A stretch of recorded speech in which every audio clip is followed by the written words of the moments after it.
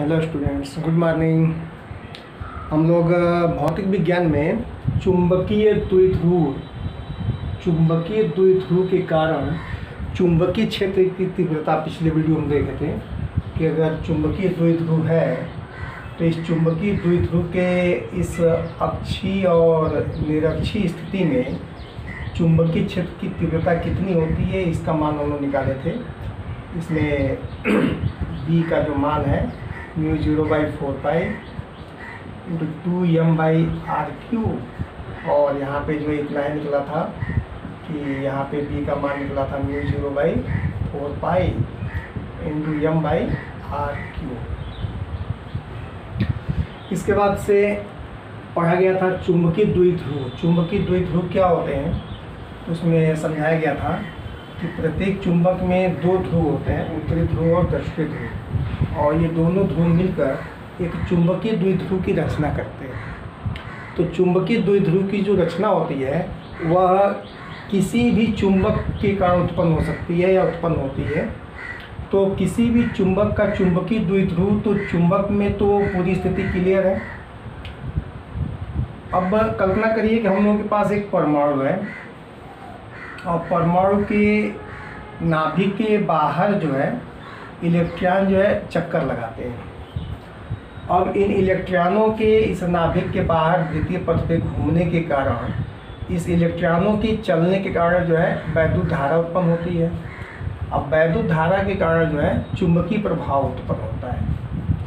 यानी कि एक इलेक्ट्रॉन अगर अपने कक्षा में परिभ्रमण कर रहा है तो उसके उस गति के, वृत्तीय गति के कारण जो वैद्युत धारा का प्रभाव उत्पन्न होता है, उस वैद्युत धारा के तुल्य जो है चुंबकीय क्षेत्र उत्पन्न होता है।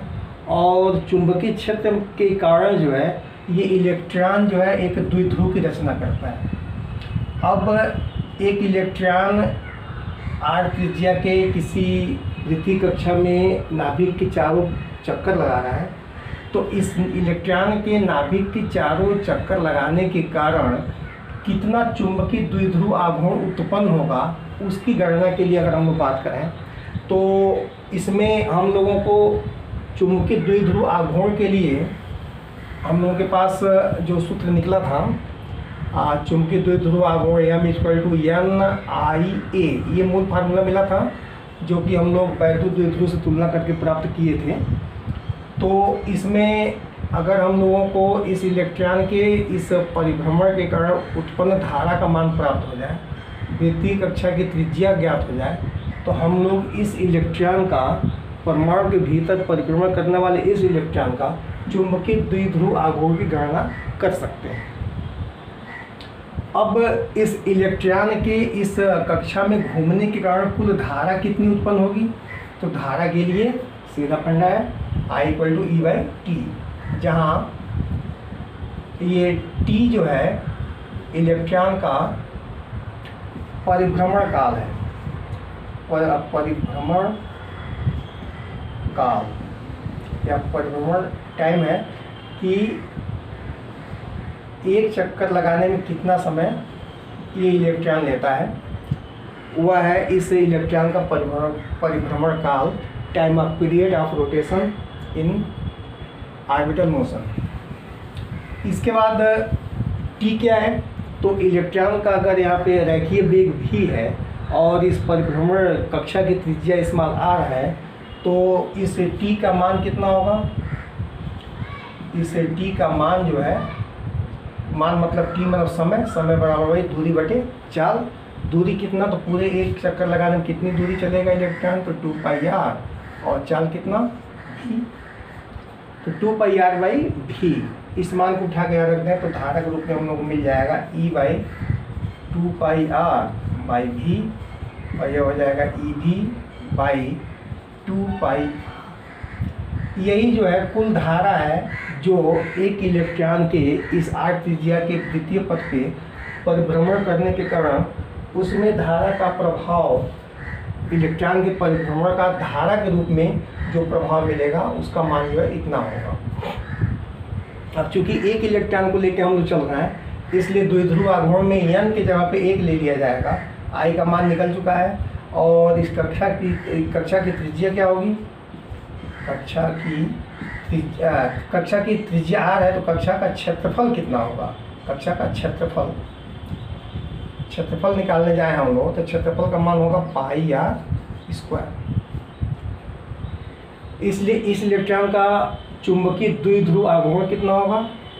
इसलिए इलेक्ट्रॉन का चुंबकीय द्विध्रुव आघूर्ण, चुंबकीय द्विध्रुव आघूर्ण वही हम इसका मान अभी लिखे थे हम NIA, जहाँ n जो है फेरों की संख्या है। चूंकि एकल इलेक्ट्रॉन लेके हम लोग काम कर रहे हैं इसलिए n का मान 1 हो जाएगा, I का मान हो जाएगा EV/2πr और A का मान हो जाएगा पाई r स्क्वायर, और पाई r से पाई r कैंसिल होगा और m का मान मिल जाएगा हम लोगों को m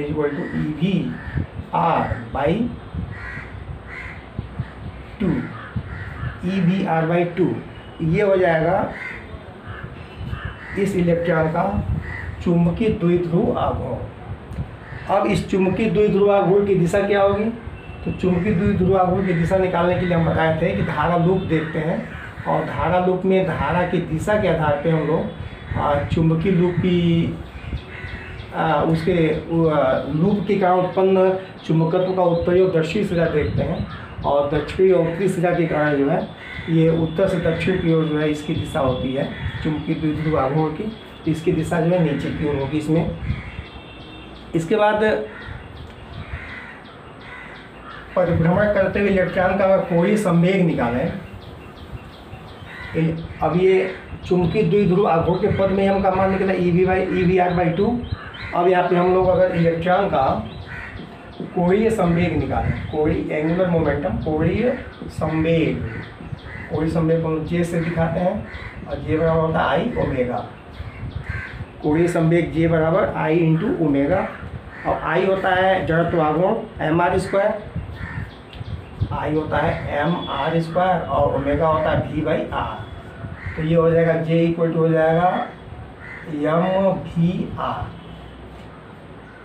J इक्वल टू निकला mVr। अब यहाँ से हम लोग m/j निकाल दें, m/j, तो m का मान है EVR/2 और पूरे का बटे mVr, VR से VR कट जाएगा, ये हो जाएगा E/2m,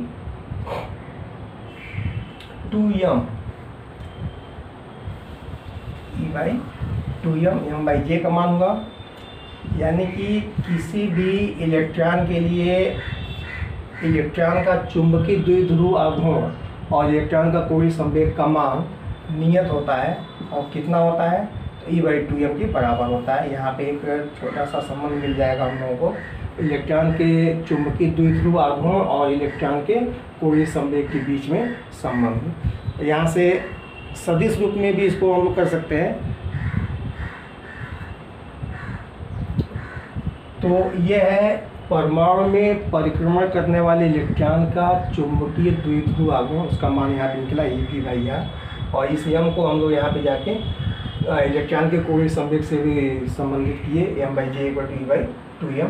तो दिए गए इलेक्ट्रॉन के लिए E इलेक्ट्रॉन का आवेश नियत होता है, m इलेक्ट्रॉन का द्रव्यमान है भी नियत होता है, यानी कि m/j का मान जो है किसी भी इलेक्ट्रॉन के लिए नियत होता है। यानी चुंबकीय द्विध्रुव आघूर्ण और उसके कोणीय संवेग का अनुपात सदैव नियत होता है, वह E/2m के बराबर होता है। इसके बाद हम लोग सीधे चलेंगे अब चुंबक पे। चुंबक क्या है? तो चुंबक के विषय में हम लोग बहुत पहले से या बहुत छोटे क्लास से भी पढ़ते आ रहे हैं। या चुंबक एक ऐसा साधन है जिसको सभी लोगों ने देखा है, हाथ में लेके उसको महसूस किया है। चुंबक के लिए लैब में जाने की जरूरत नहीं है। चुंबक हम लोगों को सामान्य दैनिक जीवन में भी बहुत जगहों पर दिखता है। उसका प्रमुख काम होता है छोटे या बड़े लोहे के टुकड़ों को अपनी ओर आकर्षित करना। चुंबक का एक सामान्य और सीधा सरल काम कि लोहे की बनी वस्तुओं को वो अपनी ओर आकर्षित करता है। तो चुंबक का ये है। चुंबक की कुछ अपनी विशेषताएं होती हैं। चुंबक प्राकृतिक रूप में भी पाया जाता है, चुंबक को बनाया भी जाता है। तो चुंबक के विषय में हम लोग थोड़ा सा अध्ययन देखेंगे, और चुंबक के विषय में हम लोग पृथ्वी के चुंबकत्व के विषय में हम लोग बात करेंगे। पृथ्वी के चुंबकत्व को पूरा डिटेल देखना है, लेकिन उसके पहले अभी हम लोग धारावाही परिनालिका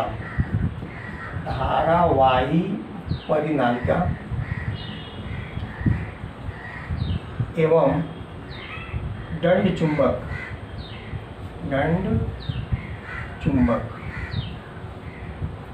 में समानता, इसको समझें। उसके बाद से हम लोग चुंबक के ऊपर और बात करेंगे। आगे क्रम से चलेंगे तो अच्छा रहेगा। धारावाही परिनालिका और दंड चुंबक में समानता। धारावाही परिनालिका क्या है, तो इसको शुरू में ही बताया गया है कि कुचालक पदार्थ का एक बेलन ले लें, कुचालक पदार्थ का एक खोखला बेलन ले लें। अब ये कुचालक पदार्थ किसी का भी हो सकता है, प्लास्टिक हो सकता है, चीनी मिट्टी का हो सकता है, कागज़ का हो सकता है, थर्माकोल का बना सकते हैं। और इस पे हम लोग लेमिनेटेड कॉपर के तार को लपेट दें। लेमिनेटेड मतलब पेंट किया हुआ तांबे का तार एक दूसरे के ऊपर ऐसे हम विभिन्न फेरों को लपेट दें और इस तार को ऐसे लपेटते जाएंगे तो इसके दो सिरे यहाँ मिलेंगे, एक ये, और ऐसे अगर इसमें धारा प्रवाहित हो रही है तो इस तरह से धारा ये तार ऊपर से जाके ऐसे ऐसे लपेटा गया है। तो ये इनपुट करंट के लिए है या आउटपुट के लिए है। तो इसी को हम कहते हैं धारावाही परिनालिका। एक खोखले कुचालक पदार्थ के बेलन के ऊपर विद्युत रोधी तार के फेरों को लपेट दिया जाता है तो जो डिवाइस तैयार होती है, इसी डिवाइस को हम कहते हैं सोलेनॉइड या धारावाही परिनालिका। अब इस धारावाही परिनालिका में यदि हम लोग विद्युत धारा प्रवाहित करा दें तो ये धारावाही परिनालिका जो है पूरा का पूरा एक क्षण चुंबक की भांति व्यवहार करती है, दंड चुंबक की भांति व्यवहार करती है। इसीलिए यहाँ पे हम टॉपिक लिए हैं धारावाही परिनालिका एवं दंड चुंबक में समानता। अब दंड चुंबक की जो विशेषता होती है वो सारी विशेषता जो है धारावाही परिनालिका में पाई जाती है, क्योंकि एक शब्द में कह दिया गया कि धारावाही परिनालिका में जो ही धारा प्रवाहित किया जाता है ये पूरा धारावाही परिनालिका जो है एक दंड चुंबक या क्षण चुंबक की भांति व्यवहार करता है।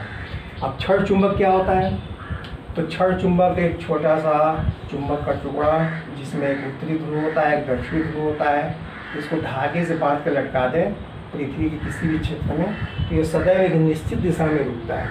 जो सिरा इसका उत्तर की ओर रुकता है उसे उत्तरी ध्रुव और जो दक्षिण की ओर स्थिर होता है उसे दक्षिणी ध्रुव कहते हैं। दूसरा विशेषता होता है कि क्षण चुंबक, दो क्षण चुंबक ले लें और दो क्षण चुंबकों को हम लोग अपने पास लावें, एक दूसरे के समीप लाने पे ये देखने को मिलता है कि जब इनके बीच समान ध्रुवों को पास लाते हैं तो इनके बीच जो ये प्रतिकर्षण बल लगता है।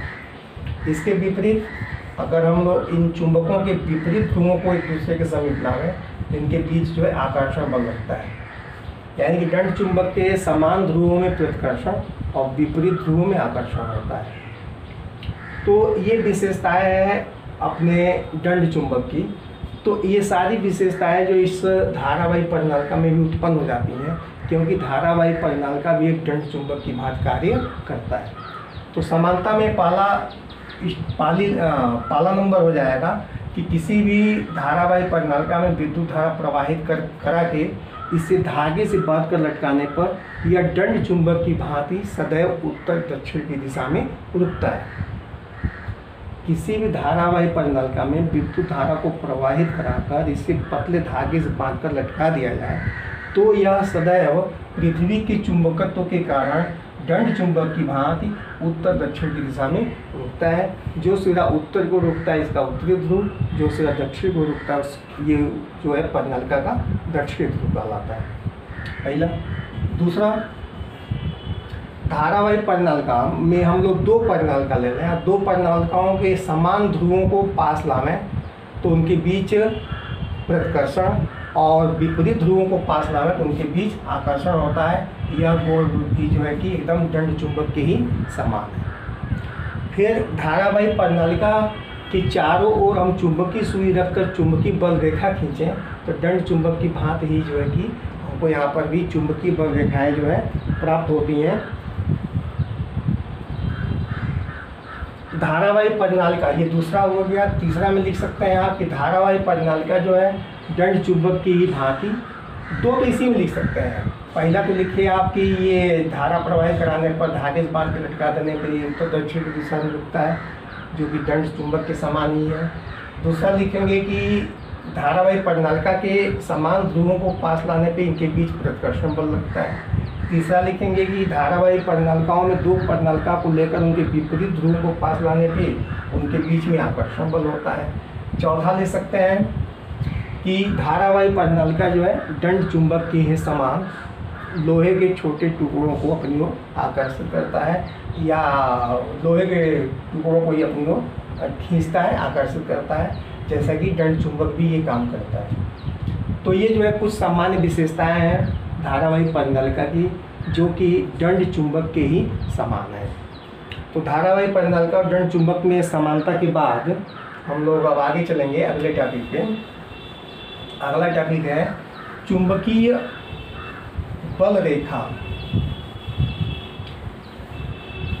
चुंबकीय बल रेखा या चुंबकीय क्षेत्र रेखा। चुंबकीय बल रेखा या चुंबकीय क्षेत्र रेखा को हम लोग मैग्नेटिक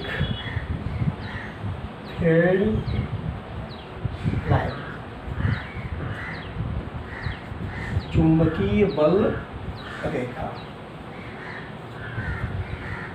चुंबकीय बल रेखा आप 10 में भी पढ़ चुके हैं, या सेकेंड ईयर में आपको वैद्युत बल रेखा बताया गया है। वैद्युत बल रेखा जिसे में आपको बताया गया है कि किसी भी आवेश के चारों ओर परीक्षण आवेश की गति की दिशा में एक निष्कोण वक्र खींचें, जो वक्र प्राप्त होता है उसे हम लोग वैद्युत बल रेखा कहते हैं। तो वैद्युत बल रेखा प्राप्त किया जाता है परीक्षण आवेश की सहायता से। परीक्षण आवेश मतलब +Q0।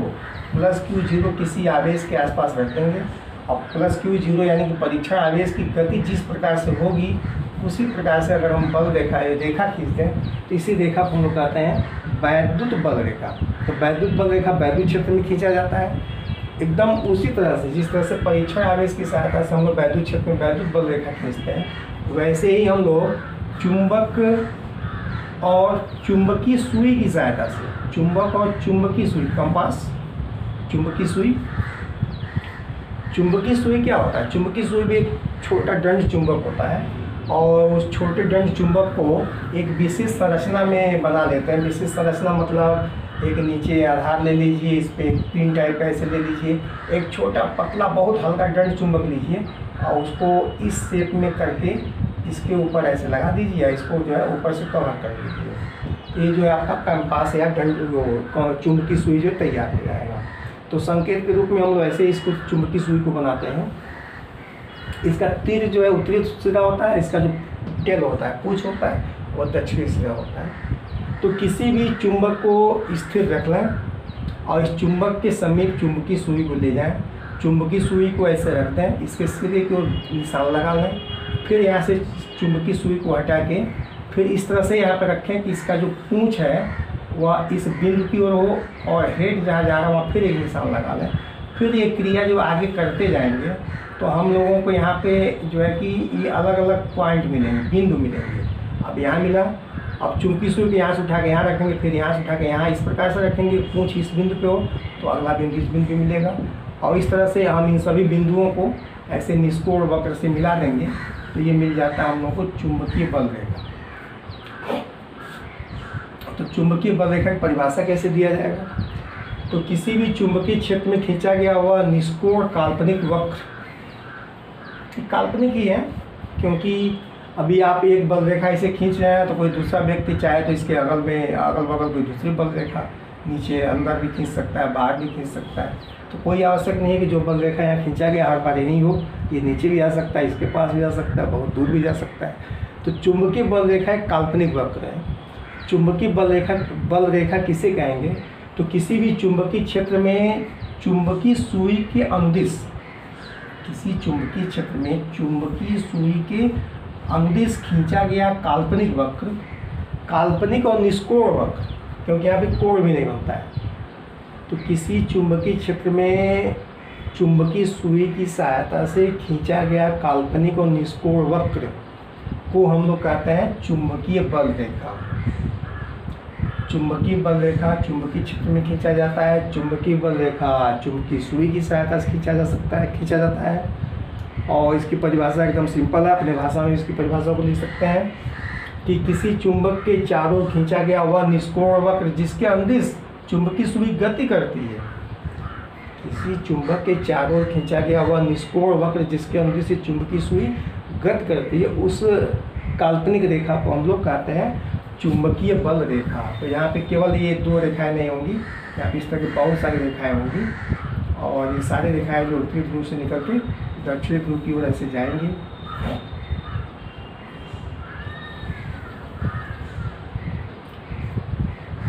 यह है चुंबकीय बल रेखा। इसके बाद से चुंबकीय बल रेखा की विशेषता,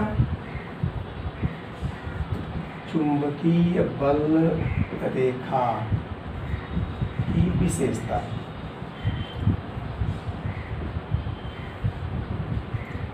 चुंबकीय बल रेखा की विशेषता, तो चुंबकीय बल रेखा की विशेषता क्या है कि चुंबकीय बल रेखाएं सदैव उत्तरी ध्रुव से निकल के दक्षिणी ध्रुव की हो जाती है। चुंबक के बाहर चुंबकीय बल रेखाएं उत्तरी ध्रुव से निकल के दक्षिणी ध्रुव की हो जाती हैं और चुंबक के भीतर चुंबकीय बल रेखाएं दक्षिणी ध्रुव से उत्तरी ध्रुव की हो जाती हैं। इस प्रकार चुंबकीय बल रेखा एक बंद वक्र बनाती है।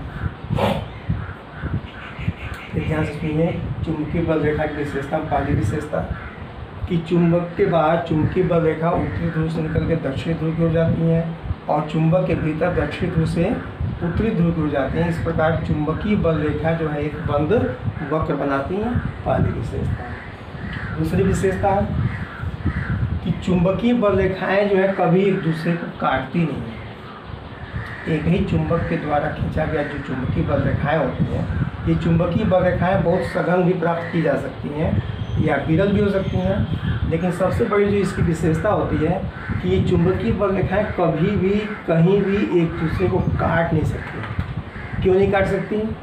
तो दूसरा आप लिखेंगे कि चुंबकीय बल रेखाएं कभी एक दूसरे को काट नहीं सकती, क्योंकि अब मान लीजिए एक चुंबकीय बल रेखाएं एक दूसरे को काट दें तो किसी चुंबकीय बल रेखा से क्या मिलता है हम लोगों को? तो चुंबकीय बल रेखा के किसी बिंदु पर अगर स्पर्श रेखा खींचते हैं तो इस बिंदु पर इस चुंबक के कारण लगने वाले चुंबकीय क्षेत्र या चुंबकीय बल की दिशा प्राप्त होती है। चुंबकीय बल रेखा के किसी बिंदु पर खींची गई स्पर्श रेखा की सहायता, स्पर्श रेखा की दिशा में चुंबक के द्वारा उत्पन्न चुंबकीय बल की दिशा होती है। अब कल्पना करिए कि ये 2 चुंबकीय बल रेखाएं हैं जो एक दूसरे के बिंदु पर काट रही हैं। इन दोनों बल रेखाओं पे अगर हम लोग स्पर्श रेखा खींचे तो यहाँ पे 2 स्पर्श रेखाएं मिलेंगी और 2 स्पर्श रेखाएं मिलेंगी, मतलब एक ही चुंबक जो है अपने किसी चुंबक के बाहर स्थित किसी बिंदु पर 2 दिशाओं में चुंबकीय बल लगाएगा, जो कि संभव नहीं है। एक चुंबक जो है अपने चारों ओर किसी बिंदु पर आप उसको चेक करेंगे तो एक ही दिशा में बल लगाएगा। तो चूंकि चुंबकीय बल रेखाएं एक दूसरे को अगर काट देंगी तो प्रतिच्छेद बिंदु पे 2 दिशाओं में चुंबकीय क्षेत्र या बल की दिशा मिलेगी, जो कि संभव नहीं है।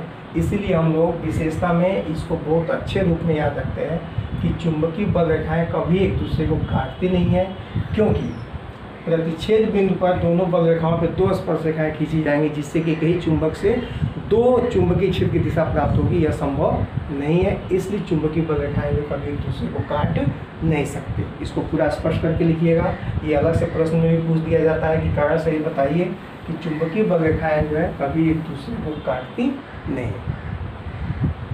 तीसरा, चुंबक के सिरे पे चुंबकीय बल रेखाएं सघन होती हैं। चुंबक का सिरा देखिए, यहाँ पे चुंबकीय बल रेखाएं सघन होती हैं और चुंबक से दूर जाएंगे, जब सिरों से दूर जाएंगे तो चुंबकीय बल रेखाएं विरल होती हैं। तो तीसरा में लिख देंगे आप कि चुंबकीय बल रेखाओं की संख्या चुंबक के सिरों पे सघन होती है और सिरों से दूर हटने पे चुंबकीय बल रेखाओं की संख्या जो है विरल हो जाती है। चौथा कि चुंबकीय बल रेखाएं जहाँ सघन होती हैं वहाँ चुंबकीय क्षेत्र की तीव्रता अधिक, और चुंबकीय बल रेखाएं जहाँ विरल होती हैं वहाँ पे चुंबकीय क्षेत्र की तीव्रता कम होती है। पाँचवा, अगर एक समान चुंबकीय क्षेत्र है कहीं पे, अगर मान लीजिए पृथ्वी पर कोई पन्ना, पृथ्वी पे बेंच के ऊपर कोई पन्ना रख लीजिए और पृथ्वी के चुंबकत्व के ऊपर आप चुंबकीय बल रेखा खींचिए, तो यहाँ पे सीधे आप चुंबकीय सुई रखेंगे और सुई वैसे सीधा चलता हुआ जाएगा, यानी कि कहीं पर इसमें कोई वक्र आपको नहीं दिखाई देगा। इसका अर्थ ये निकलता है कि पृथ्वी भी एक चुंबक है और पृथ्वी बहुत बड़े चुंबक की भांति कार्य करती है। तो पृथ्वी के द्वारा उत्पन्न चुंबकीय क्षेत्र के किसी बिंदु पे हम थोड़े से स्थान पर अगर चुंबकीय बल रेखा खींचते हैं तो निश्चित है कि ये चुंबकीय बल रेखा जो है एक सीधी रेखा में जाएगी क्योंकि उस स्थान पर कुछ दूरी के लिए चुंबकीय क्षेत्र की तीव्रता जो है एक समान होगा। इसका यह भी निष्कर्ष है कि अगर एक समान या समानांतर बल रेखाएं हैं, समानांतर बल रेखाओं के होने के कारण जो चुंबकीय क्षेत्र की तीव्रता जो है एक समान होती है, या उल्टा भी कह सकते हैं कि एक समान चुंबकीय क्षेत्र में खींची गई चुंबकीय बल रेखाएं आपस में समानांतर होती हैं। तो ये जो है कि चुंबकीय बल रेखा की कुछ विशेषताएं जिसको कि अलग अलग पॉइंट में करके बताया गया। आप वीडियो को रोक के इसको अलग अलग पॉइंट में करके लिख सकते हैं कि इन पॉइंट्स में आपको क्या क्या बताया गया। काफ़ी भी नोट्स बना लेंगे। इसके बाद से हमारी पूरी पृथ्वी जो है एक चुंबक की भांति कार्य करती है। पृथ्वी के पास इतना अधिक चुंबकीय गुण कहाँ से आता है, कैसे आता है, कैसे पृथ्वी इतने बड़े चुंबक की भांति व्यवहार करती है, इसके विषय में तो बाद में बात होगा।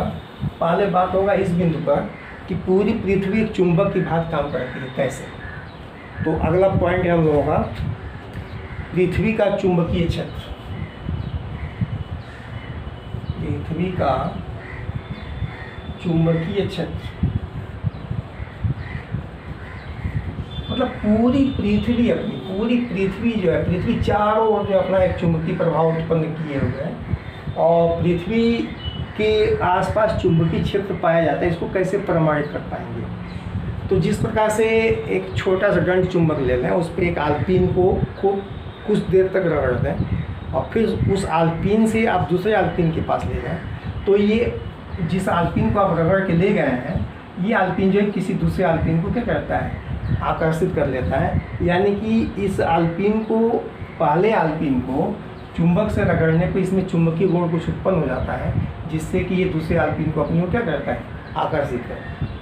उसी तरह से यदि हम लोग लोहे के छोटे टुकड़े को या लोहे के किसी रॉड को पृथ्वी के नीचे 2-3 फुट नीचे तक उसको दबा के कुछ घंटों के लिए छोड़ दें, तो उस लोहे के छड़ में कुछ चुंबकीय गुण उत्पन्न हो जाता है। तो लोहे के छड़ में जो चुंबकीय गुण उत्पन्न होता है, इससे कहा जा सकता है कि पृथ्वी के भीतर चुंबकीय गुण है। जिस प्रकार इस पिन को चुंबक से रगड़ रहे हैं तभी इसमें चुंबकीय गुण है, उसी आधार पर ये कहा जा सकता है कि पृथ्वी के भीतर कोई चुंबकीय शक्ति है, चुंबकीय क्षेत्र है।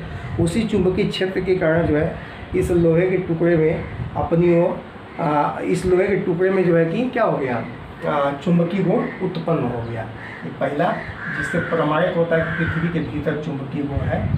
दूसरा कि अगर पृथ्वी का अपना चुंबकत्व तो नहीं होता, पृथ्वी का अपना चुंबकीय क्षेत्र नहीं होता, तो हम किसी चुंबक को बांध के जब उसको लटकाते, ये चुंबक जो है पृथ्वी पे किसी भी दिशा में स्थिर होता। तो चूँकि पृथ्वी के चारों ओर एक अदृश्य चुंबकीय क्षेत्र है, इसलिए हम कहीं पर भी पृथ्वी के आसपास कहीं पर भी किसी दंड चुंबक को बांध के लटकाएंगे तो निश्चित है कि पृथ्वी के चुंबकत्व और इसके चुंबकत्व के अन्योन्य क्रिया से जो परिणामी बल निकलेगा, उसी के कारण जो है लटकाया गया चुंबक एक निश्चित दिशा में स्थिर होता है।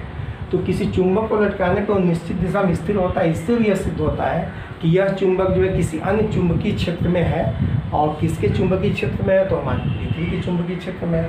तो दूसरा प्रमाण यह भी है कि पृथ्वी के भीतर जो है एक चुंबकीय क्षेत्र पाया जाता है, और इसी चुंबकीय क्षेत्र के कारण जो है पृथ्वी जो है इसी चुंबकीय क्षेत्र के कारण जो है लटकाया जाने वाला चुंबक जो है निश्चित दिशा में ही रुकता है। तीसरा, किसी चुंबक को लेके आप चुंबकीय बल रेखा खींचते हैं, तो चुंबकीय बल रेखा खींचते समय आपको चुंबक के सिरों पर या उसके निरक्ष पे, चुंबक के अक्ष पे या चुंबक के निरक्ष पे आपको उदासीन बिंदु मिलते हैं। जैसे मान लीजिए चुंबकीय बल रेखाएं खींची गई हैं, ये चुंबक के उत्तरी सिरे से लेके, तो इस प्रकार चुंबकीय बल रेखा खींचते जा रहे हैं, कोई दिक्कत नहीं। लेकिन यहाँ पे एक ऐसा क्षेत्र आपको मिलता है जिसमें चुंबकीय सुई को जैसे रख देंगे, उस चुंबकीय सुई की दिशा में कोई परिवर्तन नहीं होगा। मतलब जैसे इधर आप इस ये उदासीन बिंदु के जो एरिया उसके बाहर रखेंगे, तो वह चुंबक जो है निश्चित दिशा में रुकेगा, विक्षेपित होगा। लेकिन जो ही वह उदासीन क्षेत्र में जाएगा, तो आप चुंबक को चाहे जैसे भी रख देंगे, चुंबक उसी तरह से पड़ा रहेगा, उसमें कोई अब स्वतः विक्षेप नहीं होता। अर्थात यह चुंबकीय रूप में उदासीन क्षेत्र है। ये उदासीन क्षेत्र तभी होगा जब इसका चुंबकीय प्रभाव, पृथ्वी का चुंबकीय प्रभाव यहाँ पे बराबर और विपरीत हो जाएगा। तो यह प्रयोग भी यह प्रमाणित करता है कि पूरा पृथ्वी जो है एक चुंबक की भांति कार्य करता है और पृथ्वी के चारों ओर जो है पर्याप्त मात्रा में चुंबकीय क्षेत्र या चुंबकीय बल पाया। ये 3 महत्वपूर्ण बिंदु हैं जिसके आधार पे हम लोग ये कह सकते हैं कि पूरा पृथ्वी जो है एक चुंबक की भांति कार्य करती है और पृथ्वी का चुंबकीय क्षेत्र पृथ्वी के चारों ओर पृथ्वी को कवर किए हुए है और इसी चुंबकीय क्षेत्र के कारण जो है कई भौतिक घटनाएं भी होती हैं और कई रहस्यमय भौतिक घटनाएं जो इसी चुंबकीय क्षेत्र के कारण है, आगे उस चीज़ को बताया जाएगा। अब पृथ्वी का अपना एक चुंबकीय क्षेत्र है, तो पृथ्वी का चुंबकीय क्षेत्र है तो उसकी क्षेत्र के कुछ परिभाषा उसमें आएगा। परिभाषा आएगा मतलब पृथ्वी के अब चुंबकीय क्षेत्र में अब हम लोग पृथ्वी की चुंबकत्व की बात करेंगे और पृथ्वी के चुंबकत्व के लिए हम लोग पृथ्वी के चुंबकीय क्षेत्र और चुंबकीय बल का अध्ययन करेंगे। तो वह एक डिटेल जो है बनेगा अगले वीडियो में, उसमें आपको हम बताएंगे चुंबकीय आमोत्तर, भौगोलिक आमोत्तर, नमन कोण, दिक्पात कोण और उसमें जो चुंबक पृथ्वी के चुंबकत्व के जो 36 घटक हैं, जो ऊर्ध्व घटक हैं 36 घटक, BH फिर BB, ये सब आपको उसमें समझाया जाएगा। वह खुद में एक बड़ा वीडियो बनेगा तभी संभव है कि आपको समझ में आए, इसलिए बाकी जो है अगले वीडियो। ओके।